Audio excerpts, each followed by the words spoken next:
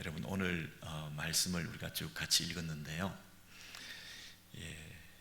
매일 성경 이 본문을 가지고 함께 걸어가는 말씀과 동행하는 우리의 삶은 성경을 처음에 소리내서 많이 읽는 겁니다. 한 번만 쭉 읽어도 좋지만 한 5번 정도 쭉 읽다 보면 그 속에서 하나님께서 나에게 오늘 주시는 말씀을 우리가 붙들게 됩니다. 설교조로 제가 이렇게 얘기를 한다기보다는 여러분의 개인 경건을 돕는 차원에서 말씀을 묵상해서 이 많은 내용을 다 우리가 살펴볼 수는 없으니 오늘 하루를 살아가기에 충분하고 넉넉한 말씀은 뭘까, 이렇게 그 말씀을 하나님께서 다 주시도록 그렇게 사모하는 마음으로 이 성경을 읽는 것입니다. 근데 성경의 그 저자가 성령님이시기 때문에 내 안에 계시는 성령께서 이 성경의 원저자가 알려주시는 거죠. 그래서 깨닫게 해주시고, 그래서 그 말씀 붙들고 이제 오늘도 살아가게 되는데, 우리가 쭉 읽다 보면 저 역시 마찬가지인데 오늘 어떤 말씀을 나에게 주시나 기대하고 사모하는 마음으로, 열린 마음으로 말씀을 읽다 보면 어느 한 구절이나 어느 한 맥락에서 위로가 되고 힘이 되는 말씀이 있고, 그리고 말씀이 쫙 이렇게 풀리는 역사도 경험할 수가 있는 것입니다. 그래서 오늘 말씀, 어제도 우리가 살펴봤지만 빌라도가 들어갔다 나갔다 반복하면서 우왕좌왕하고 있고 결단하지 못하는 이런 모습을 보였는데, 이번에는 결단하는 모습이 보이더라고요. 그래서 서서 들어갔다가 또 나왔다가 서서 왔다 갔다 하고 있었는데 이분이 앉는 거예요. 그래서 앉았다, 이 부분이 눈에 딱 들어오는데, 그것이 19절인가요? 13절이네요. 13절에 보면, 19장 13절에 보면 빌라도가 이 말을 듣고 예수를 끌고 나가서 돌을 깐들 히브리 말로 가바다에 있는 재판석에 앉아 있더라 그랬잖아요. 그러니까 이제 더 이상 들어갔다 나갔다 하지 않고 앉아 버렸어요. 그러니까 이제는 뭔가 결단을 한다는 거죠. 그래서 재판을 하기로 결단을 했습니다. 그런데 그 재판석에 앉았던 이날은 유월절의 준비일이요 그랬습니다. 갑자기 유월절 얘기를 여기서 하고 있습니다. 여러분 뭘 느끼게 되나요? 저자가 뭘 말하고자 하는 것일까요? 결단해서 재판석에 앉았다는 얘기는 이제 예수를 십자가에 못 박아 죽이겠다 하고, 그 십자가에 못 박으소서라고 외치는 그 군중들과 유대인들의 그 얘기를 듣고 그대로 해야 되겠다, 이렇게 마음먹은 거잖아요. 그래서 결단해서 앉아서 재판을 해가지고 예수를 십자가에 못 박아 죽이겠다 그랬는데, 이날은 유월절의 준비일이요 이렇게 말을 했다는 거예요. 그러면 이제 예수님이 죽게 되시는 그 예수님의 죽음은 유월절의 어린 양으로 죽는 거구나, 이렇게 생각할 수 있는 거죠. 유월절의 어린 양으로 예수께서 죽으시는 거구나. 유월절의 어린 양은 뭘 상징합니까? 자신의 그 죽음을 통해서 영혼들을, 뭇백성들을 구원하는 그 놀라운 일들을, 출애굽의 역사를, 그래서 여기 보면 제2의 출애굽이다, 그 일들을 우리가 기억하게 되는 거죠. 그런데 때는 제6시라 이렇게 또 말합니다. 시간 얘기는 또 왜 하는 것일까요? 제6시라. 여러분 여기 나오는 6시는 요즘은 몇 시인가요? 시계 바늘을 반대로 180도로 이렇게 하면 그게 지금 시간이라 그랬죠. 정오죠. 12시. 3시라 그러면 9시고, 그죠? 9시라 그러면 3시고, 지금 6시라 그랬으니까 12시라, 정오다 그랬습니다. 제6시라. 여러분 왜 여기서 제6시라 그랬을까요? 예수님께서 예수님께서 제6시에 죽으시는 것이 무엇과 관련이 있느냐면, 요한복음을 처음에 쭉 읽어오다 보면 사마리아 여인이 우물가에서 물을 길러 나왔는데, 그때 시간이 몇 시라 그랬습니까? 제6시라 그랬습니다.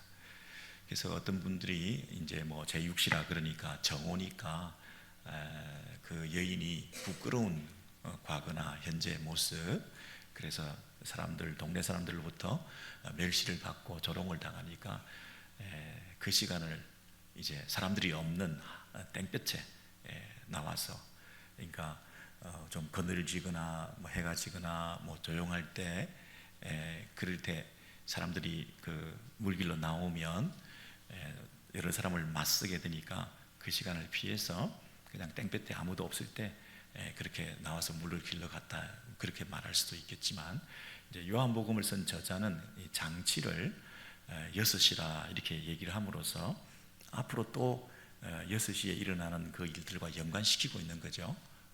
그래서 그 예수님께서 사마리아 여인에게 영원히 목마르지 않는 생명의 물을 네가 마시게 될 거다 하는 그 얘기를 해주시고, 여인이 물을 길러왔던 이 물통을 내던져 놓고 동네에 들어가서 내가 그리스도를 만났다, 영생의 물을 마시게 하는 예수 그리스도에 대한 얘기를 이제 언급하는 그 6시,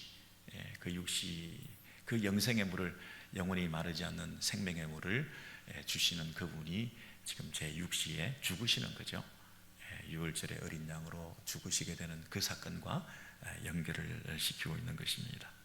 그런데 빌라도가 유대인들에게 이르되 보라 너희 왕이로다 이렇게 말하죠.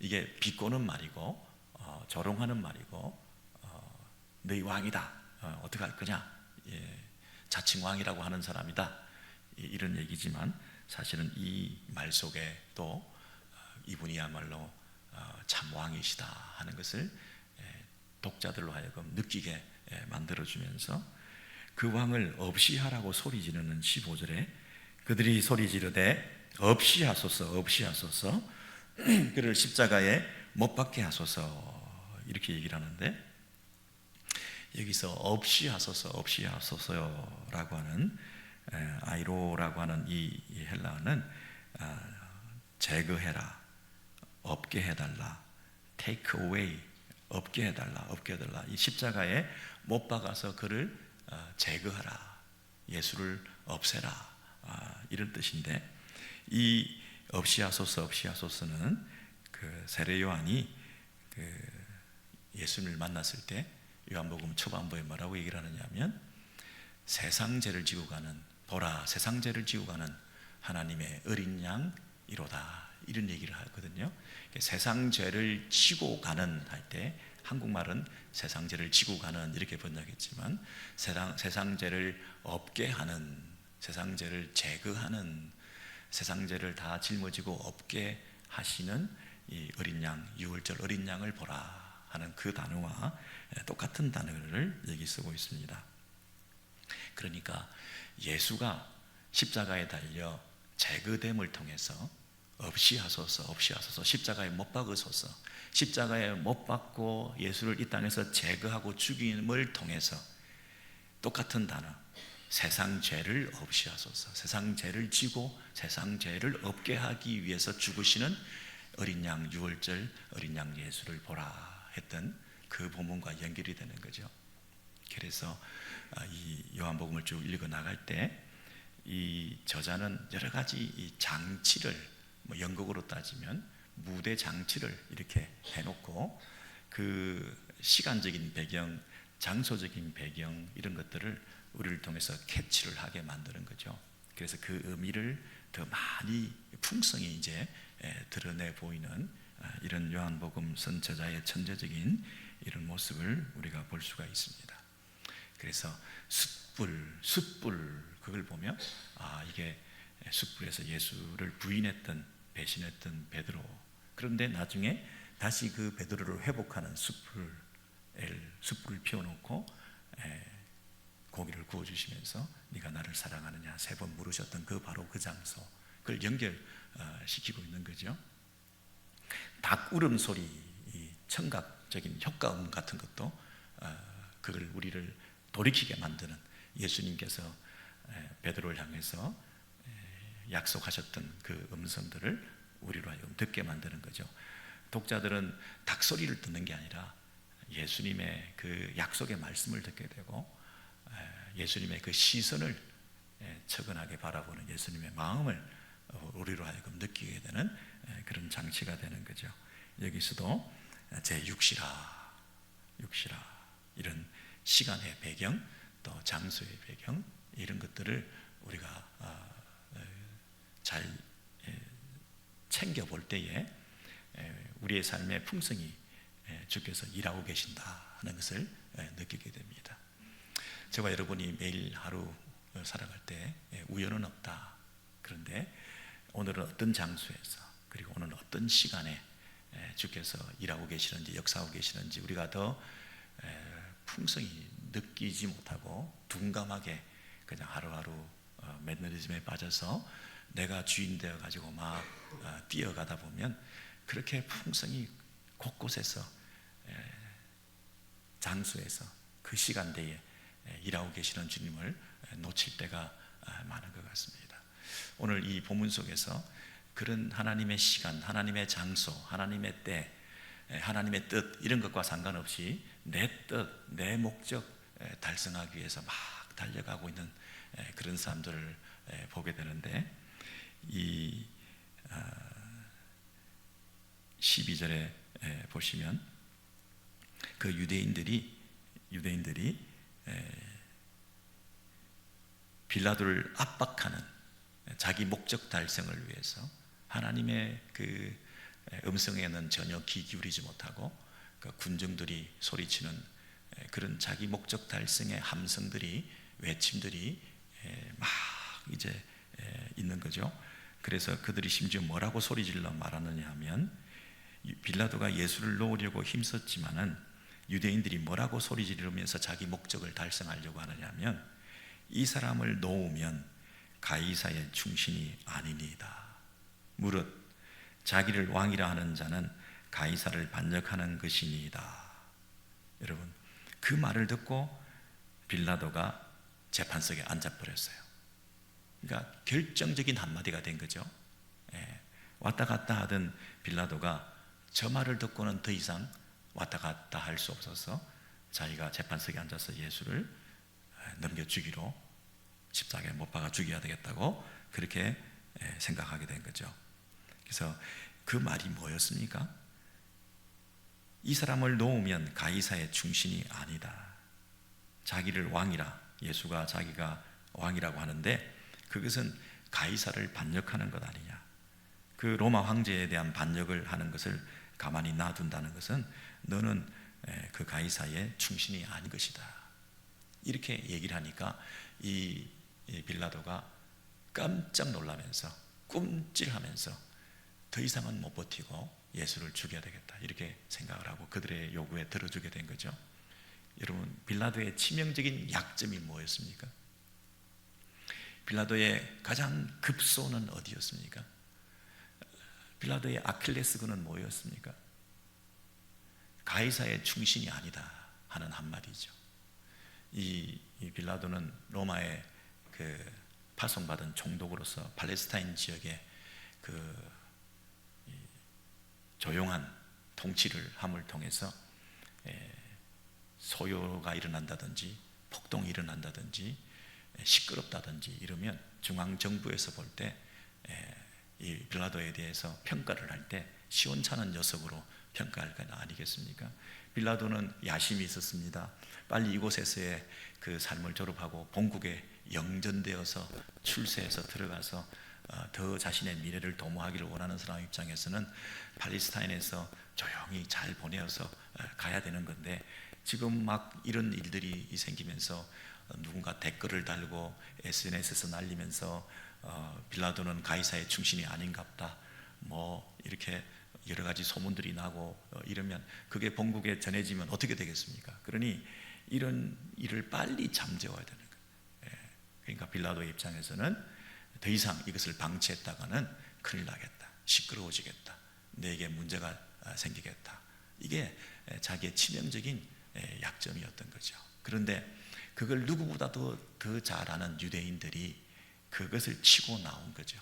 그동안 3번 4번 왔다 갔다 하면서 계속 압박을 했지만은 말을 잘 안 듣고 유대인들의 자기 논리가 잘 안 통하고 여전히 무죄인 것 같다라고 자꾸 얘기를 하니까 이제 더 이상 못 견디고 마지막 한 히든 카드를 꺼내어서 빌라도에게 내밀었더니 빌라도가 바로 반응을 하고 그 유대인들의 말을 수용하게 된 것이었습니다.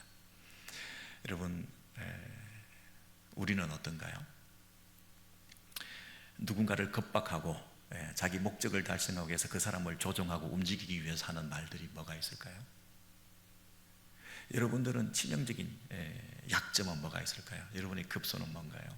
여러분이 어느 부분을 건드리면 그냥 하나님 뜻이고 그런 것도 없이, 양심도 없이, 지조도 없이 그냥 넘어가 버리는 그런, 타협해버리는 그런 모습은 뭐가 있을까요? 여러분의 자녀 문제를 건드리면 여러분이 자기도 모르게 그렇게 넘어지고 말 건가요? 여러분이 어떤 부분에서 제일 약한 부분이 있으신지 모르겠습니다. 빌라도의 입장에서는 어떨까요? 여러분이 어떤 말을 들으면 그런 부분에서 마음이 약해져서 그냥 재판석에 앉아버리고 원하는 대로 해라 이렇게 말할까요? 목사들한테는 뭐가 제일 약점일까요? 여러분이 가끔 목사들을 상대로 해서 어떤 부분을 건드리면 목사가 여러분의 마음을 바로 그 자리에서 들어주던가요? 혹시 교회 안 나올 수도 있다 이런 뉘앙스로 말할 때 아닐까요? 교회 안 나올 수도 있다. 교회 안 나올 수도 있다. 이게 담임 목사 입장에서는 뭐 부목사님은 별로인지 모르지만 담임 목사 입장에서는 치명적으로 굉장히 힘든 부분 아닐까요? 근데 여러분이 혹시 그런 걸 이용할 때는 없나요? 다른 이유, 다른 의도도 있으면서 여러분이 원하는 것을 이루기 위해서 은근히 교회 지도자들한테 그런 부분을 넌지시 흘려가지고 여러분이 더 많이 어텐션을 받고 여러분이 의도하는 목적을 달성하고 여러분의 상처나 자존심 상한 것들을 상쇄받고 오히려 복수하고 이러는 어떤 모습들은 혹시 없을까요? 여러분 아닌가 봐요. 그죠? 전혀 아닌데 제가 쓸데없는 얘기를 하고 있는지 모르겠는데 여러분 굉장히 비열하죠. 비열하죠. 그런 식의 대화를 한다거나 관계를 가진다거나 그런 방식으로 사람을 조종하려거나 하는 것은 굉장히 비열한 거죠. 지금 유대인들이 자기가 원하는 목적을 이루기 위해서 자기의 안일함과 자기의 이 땅에서의 삶을 더 풍성하게 하기 위해서 자신의 알량한 그 기득권을 지키기 위해서 양보나 희생이나 불이익이나 손해나 이런 것은 손톱만큼도 당할 수 없는, 그래서 끝까지 지켜내기 위해서 지금 가이사를 향해서 감히 너는 빌라도를 향해서 지금 로마 정부를 향해서 이렇게까지 문제를 키우고 또 마치 대단한 것을 얘기하는 것이냐, 이렇게 교회를 위해서 하나님 나라를 위해서 뭐 이런 얘기를 하면서까지 함부로 그런 얘기를 해서 그런 부분에 마음의 약점을 가지고 있는 사람이 더 이상 그 얘기를 안 들어주고는 안 되는, 원하는 대로 하십시오 이렇게 될 수밖에 없는 이런 방식으로 우리가 살아가는 것은 혹시 아닌가. 근데 이것은 누가 자초했냐면 빌라도가 자초한 것입니다. 빌라도가 예수님을 채찍질을 했는데 예수님이 왜 채찍질을 당해야 되는지 영문도 모르고 지금 당하고 있습니다. 복음서와 다른 공간 복음서와 요한복음은 그 채찍질한 그 시기와 장소와 횟수가 조금 애매하게 다르게 나오는데요, 이 마테마가 누가에서는 예수님이 채찍질을 당하고 그 다음에 십자가를 지고 올라가는 장면으로 묘사가 됩니다. 그런데 십자가를 지고 가시다가 너무 힘들어가지고 구레네 시몬이 대신 짊어지고 가는 그런 연약한 모습을 보이잖아요. 근데 요한복음은 예수님께서 영광을 받으러 당당히 맞서서 십자가의 길을 담대히 나아가는 승리의 십자가 승리의 사건으로 묘사하고 있기 때문에 가다가 주저앉고 다른 사람이 짊어지고 이런 모습은 빼버리셨죠. 그래서 예수님께서 십자가에 채찍질 맞는 이런 장면도 지금 오늘 본문에는 어떻게 등장하느냐 하면 19장 1절에 보시면 이에 빌라도가 예수를 데려다가 채찍질 하더라 그랬습니다. 19장 1절에 이에 빌라도가 예수를 데려다가 채찍질 하더라. 여러분, 빌라도가 채찍질을 했겠습니까? 군인들로 하여금 시켰겠죠. 근데 그 군인들이 2절에 보시면 가시나무로 관을 엮어 그의 머리에 씌우고 자색옷을 입히고, 여러분 자색옷이라는 왕을 상징하는 색깔이 자색이잖아요. 왕관을 상징하는 머리에 관을 씌우고 앞에 가서 이르되 유대인의 왕이여 라고 놀리는 거죠. 그리고 손으로 때리더라. 그래서 이런 모욕과 조롱을 당하게 되었을 때 예수님의 마음이 정신적으로 굉장히 인간적으로 무너지지 않았겠습니까? 얻어맞고 뺨을 맞고 희롱을 당하고 그 다음에 채찍질까지 해가지고 육신적으로도 다 망가진 그런 상태에서 빌라도가 그를 데리고 나갑니다. 4절에 보시면 빌라도가 다시 밖에 나가 말하되 보라, 이 사람을 데리고 너희에게 나오나니 이는 내가 그에게서 아무 죄도 찾지 못한 것을 너희로 알게 하려 함이로라 하더라. 이에 예수께서 가시관을 쓰고 자색옷을 입고 나오시니 빌라도가 그들에게 말하되 보라, 이 사람이로다 하매 그랬습니다. 여러분, 빌라도가 이 예수님을 사람들 앞에 데리고 나와서 이 사람이다, 봐라, 이 사람이로다 라고 보여주었다는 거잖아요. 그러면 여기까지 누구의 아이디어입니까? 누구의 기획입니까? 빌라도를 채찍질하게 하고, 빌라도가 예수님을 채찍질하고 그리고 자색옷을 입히고 가시관을 씌우고 군인들로 하여금 뺨을 때리게 만들고 희롱을 하게 하고 이렇게 해서 만신창이가 된 이 모습을 만든 사람은 누구의 아이디어였을까요? 빌라도가 어떤 의도로 예수님을 그렇게 망가뜨려 놓고 데리고 나와서 사람들에게 보여주었을까요? 봐라, 이 사람 봐라. 그러면서 죄를 발견할 수 없었다, 그 얘기를 덧붙이고 있잖아요. 그 말은 빌라도가 어떤 의도를 가지고 지금 이 일을 하고 있나요? 자기가 볼 때는 이 예수가 죄가 없어 보이는데 그 죄도 없어 보이는 사람을 사형을 집행한다고 한다면 그 재판의 결과에 대한 책임을 고스란히 본인이 지게 되는 거죠. 양심에도 가책이 될 뿐 아니라 이 재판의 결과에 대해서 최종적인 책임을 져야 되는 그런 애매한 입장도 있을 뿐만 아니라 이 예수를 죽이게 되면, 사형에 집행하게 되면 혹시 예수를 따르는 잔당들이, 무리들이 예수를 그렇게 죽여놓으면 급작스러운 죽음 앞에 또 소요가 일어날 거 아니겠습니까? 근데 예수를 또 안 죽이자니 사람들은 또 죽이자고 유대인 지도자들이, 당국자들이, 사내들인 공회원들이 저 난리인데 안 죽이자니 또 저 사람들도 계속 시끄럽게 저렇게 소리 지르며 죽여라 죽여라 하고 있으니 이 빌라도 입장에서는 진퇴양난인 거죠. 이래도 소요가 나고 저래도 소요가 나고, 죽이면 죽이는 대로 문제가 생기고 죽이지 않으면 죽이지 않는 대로 죽이라고 난리고, 그리고 죽이자니 또 본인한테 걸리고, 이럴 수도 없고 저럴 수도 없는 이 빌라도가 생각한 카드가 뭘까요? 예수를 반 죽을 정도로 채찍질해서 죽여놓고, 그리고 정신적으로 완전히 멘탈이 무너지도록 망가뜨려 놓고, 그래서 이렇게 사람들 앞에 보여주면서 여기 다 죽고 가는 인간 좀 봐라. 이거 유대인의 왕 어쩌고 그러는데 가시 면류관을 쓰고 이렇게 희롱당하고 이렇게 희화화된 이 보잘것없는 이 녀석을 봐라. 이게 무슨 가치가 있냐? 얘를 상대로 너희들이 뭐 소리 지르고 어쩌고 할 필요가 뭐가 있냐? 이 정도면 충분히 망가지지 않았냐? 그냥 내보내라. 너희들도 그만해라. 왜 이렇게 가치 없는 인간한테 그렇게 마음을 쓰고 그렇게 에너지를 쓰고 있냐? 여기까지만 하자. 서로 조용한 게 좋지 않냐? 그게 모두를 사는 길 아니겠냐?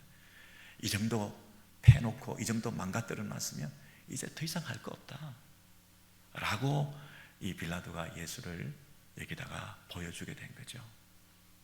여러분, 빌라도도 비열하죠.